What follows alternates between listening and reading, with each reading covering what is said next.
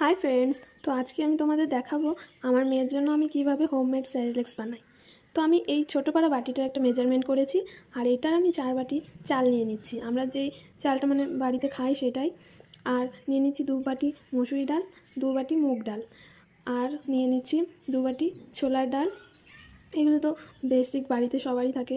আর এরপরে নিলাম 2 বাটি সবুজ মুগ ডাল।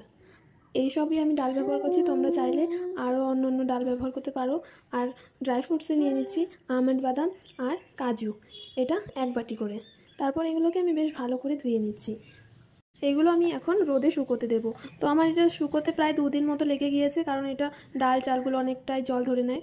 তো আমি এর মধ্যে থেকে ড্রাই ফ্রুটসগুলো আলাদা করে একটা ননস্টিক প্যানে একটু কালার চেঞ্জ হওয়া অবধি ভেজে নিচ্ছি। এই দেখো এরকম হয়েছে। এবার আমি এটা নামিয়ে নেব।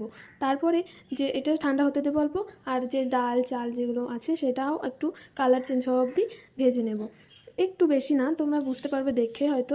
আর এই অবস্থায় আমি এখন 1 চামচ ছোট জোয়ান আর এই চামচেরই 1 চামচ জিরে দিয়ে দেবো এর ভেতরে। তারপরে একটু বেশ ভালো করে ভেজে নেব যতক্ষণ ডালগুলোর একটু কালারটা চেঞ্জ না হয়ে যাচ্ছে। তারপরে এটাকে নামিয়ে হালকা একটু ঠান্ডা করে নেব, খুব বেশি না। আর তারপরে আমি একটু মিক্সিতে দিয়ে বেশ ভালো করে ব্লেন্ড করে নেব। তো তোমরা দেখতে থাকো। আর এটা কিন্তু আমি ব্লেন্ড করার পরে চালবো না, তো এটা একটু দানা দানা থাকবে, তাতে কোনো অসুবিধা নেই। কারণ এখন তো আমার মেয়ে প্রায় 10 মাসেরই হয়ে গিয়েছে, তার জন্য আমি এরকমই রেখে দেবো। তো তোমরা একটু দেখে নাও এটা টেক্সচারটা কেমন হয়েছে। এই দেখো একটু দানা দানা আছে, সুজির থেকেও হালকা। এবার এটাকে আমি একটা এয়ারটাইট কন্টেনারে স্টোর করে নেব।